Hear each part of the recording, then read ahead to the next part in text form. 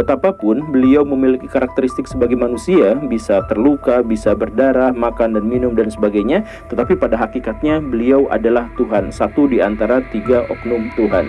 Sekarang saya lanjutkan dengan doktrin Allah Tritunggal. Itu adalah suatu misteri yang melampaui pengertian manusia. Kemarin malam sudah dibicarakan ini ya. Manusia tidak dapat mengertinya atau membuatnya bisa dimengerti. Dalam doktrin Allah Tritunggal diajarkan Allah itu satu hakikat, tapi tiga pribadi. Tidak pernah ada tidak esa tapi satu, Tritunggal tapi satu, tidak pernah ada. Tiga tapi satu, tidak pernah ada di Alkitab. Kami juga monoteis, Tuhan kita esa. Tapi, nah selalu ada tapinya gitu. Jadi monoteisnya Kristen adalah monoteis tapi, nah ya.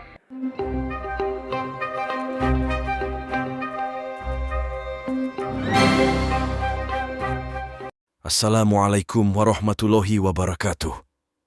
Kaum muslimin rahimakumullah.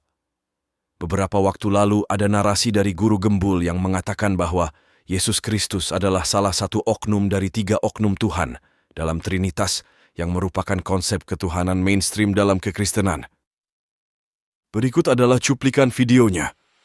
Mulai dari bagaimana sistem teologi kekristenan itu memandang figur Yesus. Yang pertama adalah tentu saja bahwa Yesus dianggap sebagai Tuhan. Betapapun beliau memiliki karakteristik sebagai manusia, bisa terluka, bisa berdarah, makan dan minum dan sebagainya, tetapi pada hakikatnya beliau adalah Tuhan, satu di antara tiga oknum Tuhan. Tentu saja pernyataan tersebut membuat kita bertanya-tanya terkait makna oknum, karena oleh awam kata oknum sering dikonotasikan negatif. Khususnya bagi Kristen yang Tuhannya disebut sebagai salah satu oknum. Namun bukan guru gembul namanya jika tidak punya alasan khusus dalam pemilihan diksi. Ada seorang yang diduga Kristen yang mempertanyakan atau mungkin sedikit komplain terkait dengan diksi yang saya gunakan ketika saya mengatakan bahwa Yesus itu adalah satu di antara tiga oknum Tuhan gitu. Dan bukan hanya satu itu saja, tapi ada beberapa juga yang mempertanyakan kenapa Pak Guru Gembul menggunakan istilah oknum Tuhan gitu, satu di antara tiga oknum Tuhan gitu. Untuk yang ingin tahu bagaimana penjelasan mengenai kata oknum tadi, silakan skip video ini sampai akhir.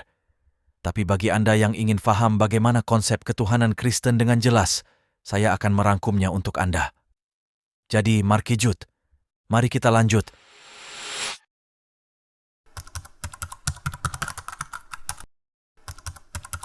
Mereka mengakunya sama. Orang Kristen juga akan bilang Tuhan kami adalah Tuhannya Abraham, Ishak dan Yakub. Orang Yahudi juga akan bilang begitu. Yang membedakan adalah konsep ketuhanannya. Jadi sebenarnya konsep ketuhanan yang ada di dalam kitabnya orang Yahudi dengan konsep ketuhanan Islam Itu lebih mirip ya? sama. Sama sebenarnya. Jadi tidak mungkin yang namanya Tuhan Sang Pencipta itu jadi manusia. Ya. Tidak mungkin jadi anak manusia. Di berbagai kesempatan, Kohdon Ditan sering menegaskan bahwa konsep ketuhanan Islam dan Yahudi itu sama, karena berasal dari sumber yang sama, yakni dari Allah Subhanahu wa Ta'ala, Tuhan yang Maha Esa. Dalam Islam dikenal dengan konsep tauhid atau monoteis. Lantas kenapa konsep Kristen berbeda? Mari kita bongkar sama-sama.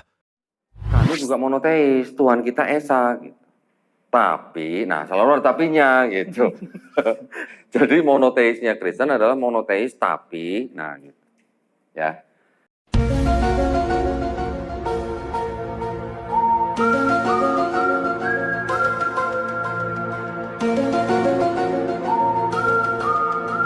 Jadi Tritunggal itu kami percaya Allah Esa, tapi Esa yang tidak mutlak. Kalau mereka percaya tunggal mutlak, kami percaya Allah itu tunggal tetapi tidak mutlak. Disinilah awal asumsi itu bermula. Kristen aliran konsep Tritunggal menggabungkan atau mengkombinasikan antara tauhid murni monoteis dengan ajaran politeis atau pagan. Mereka memaksakan kedua konsep tersebut untuk menyatu. Ya, tentu saja itu mustahil jika dua hal yang berlainan disatukan, sehingga akal tidak akan bisa mencernanya. Memang kalau tadi disebutkan ada banyak Allah Esa, Allah Esa, Allah Esa dan sebagainya, kami tidak membantah hal itu karena Allah Esa itu banyak sekali ayatnya. Jadi kalau tidak ada ayat-ayat itu, dari mana kami dapat mendapatkan doktrin Allah Tritunggal? Tunggalnya itu pakai esa. Jadi saya kira tentang Allah tunggal saya sudah tidak perlu banyak bicara karena itu sudah sangat-sangat banyak gitu ya. Sekarang saya lanjutkan dengan doktrin Allah Tritunggal itu adalah suatu misteri yang melampaui pengertian manusia. Kemarin malam sudah dibicarakan ini ya. Manusia tidak dapat mengertinya atau membuatnya bisa dimengerti. Dalam doktrin Allah Tritunggal diajarkan Allah itu satu hakikat, tapi tiga pribadi. Kalau mereka satu pribadi ya, katakan ya. Tapi kami percaya tiga pribadi, Bapa, Anak, dan Roh Kudus. Bapa itu Allah sepenuhnya, Anak itu Allah sepenuhnya, Roh Kudus itu juga Allah sepenuhnya. Tapi kami tidak mempercayai tiga Allah. Kalau tiga Allah itu triteisme. Dan kami tetap mempercayai Allah itu satu. Tidak masuk akal? Bukan tidak masuk akal, tapi melampaui akal. Dan ini yang justru masuk akal. Bagaimana saudara? Apa Anda bisa faham? Saya yakin Anda tidak faham dan tidak masuk akal, bukan? Bahkan saya yakin tidak ada satu orang Kristen pun yang faham. Dan selamanya mustahil akan ada yang memahaminya, karena memang bertentangan, bos.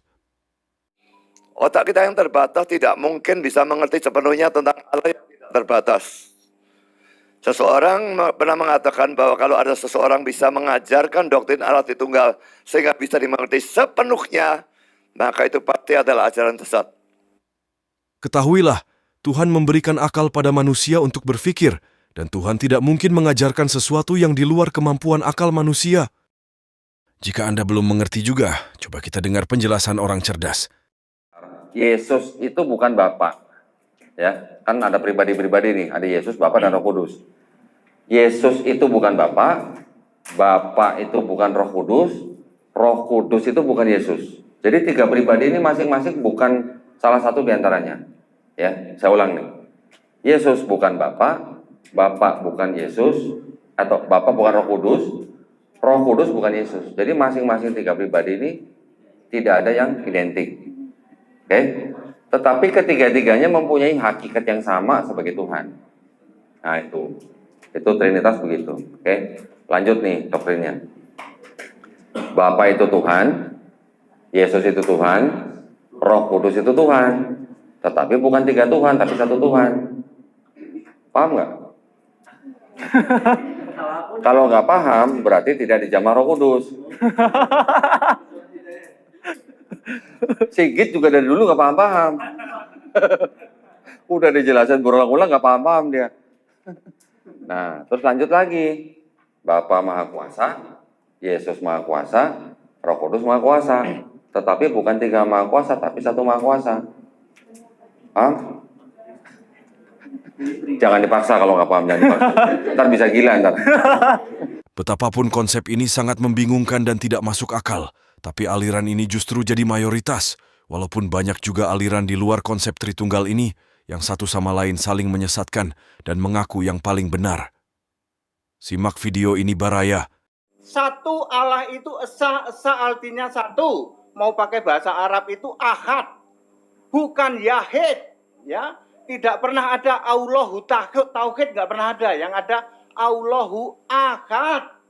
Akad itu esa artinya satu, bukan oneness. Oneness itu keesaan, bukan unity. Unity itu kesatuan. Ya, bukan juga Jesus only. Jesus only itu Jesus only to be man, never to be God.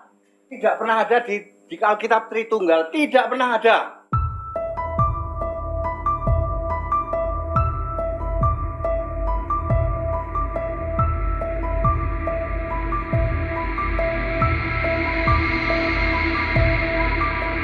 Jadi, apa sih maksudnya oknum itu? Nah, jadi banyak sekali orang-orang di Indonesia itu yang salah paham terkait dengan istilah oknum gitu. Makanya ketika ada yang mengatakan, wah ini mah cuma oknum, kemudian ada orang-orang yang kemudian bertanya, oknum tapi kok banyak gitu ya. Ya tentu saja istilah oknum itu tidak terkait dengan jumlah, tidak terkait dengan banyaknya, tetapi terkait dengan definisi. Yang dimaksud dengan oknum itu artinya adalah pribadi.